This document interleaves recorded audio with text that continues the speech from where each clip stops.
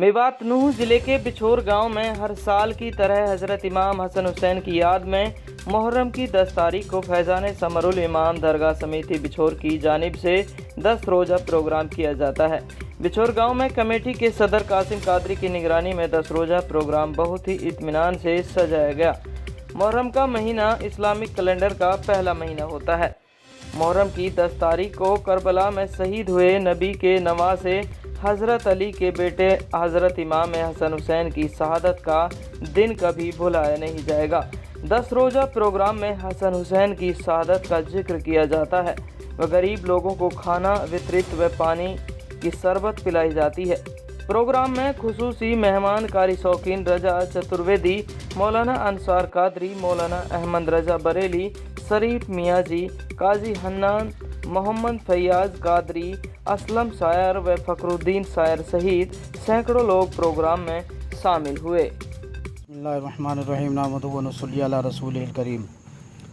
ये हमारा प्रोग्राम जश्न शहीदान करबला पहली तारीख से लेकर चाँद की पहली तारीख जो होती है, पहले मुहर्रम से लेकर और 10 मुहर्रम तक ये प्रोग्राम चलता है और ज़िक्र शहीदान करबला का बयान चलता है। पहली तारीख को हमारी जो है प्रोग्राम होता है रब की वहदानियत। दूसरे दिन जो होता है वो रसूल कायनात सल्लल्लाहु ताला अलैहि वसल्लम की जो है सीरत मुस्तफ़ा, यानी जो आपके क्या किरदार रहे हैं, आपका क्या व्यवहार रहा है और आपने जो है दुनिया को क्या पैगाम दिया है।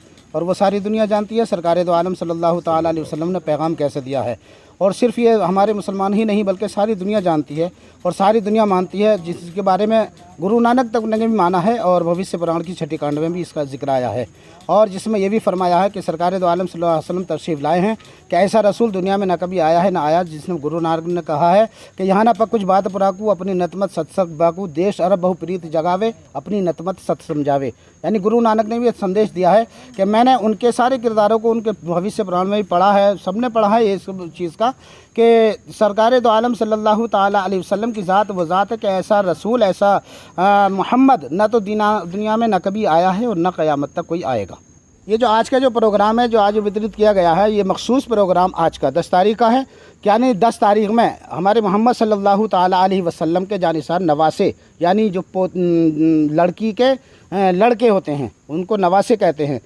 नवासों ने जो है आज के दिन मैदान करबला में जाकर जो है 72 अपने साथियों को लिया और जाने के बाद में जब ये पैगाम देखा, आपने सुना देखा कि हक़ और बातिल का क्या मामला है। उधर शराब नोशी ज़िनाकारियाँ हो रही थी और उनको राह रास्त पर लाने के लिए उन पर खतूत गए और खतूत को बुलाया गया कि आप आ जाइए, यहाँ हमारी जो है बेहुरमती की जा रही है और आपस में जो है फिसाद हो रहा है, आप आ जाएंगे तो ये सुलह हो जाएगी और हम जो है सीधे रास्ते पर चल जाएंगे।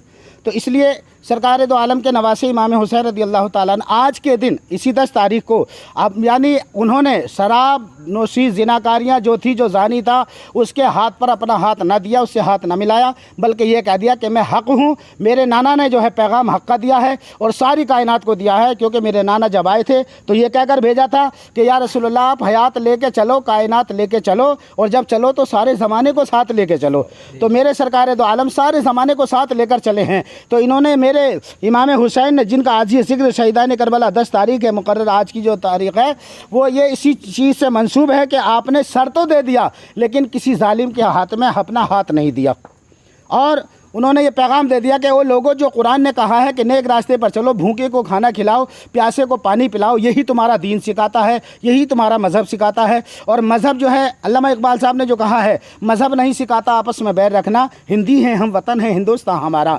और हमारे नबी ने भी ये फरमाया है कि हुब्बुल वतन मिनल ईमान, आप जिस वतन में तुम रहते हो अपने उस वतन से मोहब्बत करो, ये तुम्हारे एक ईमान का एक हिस्सा है।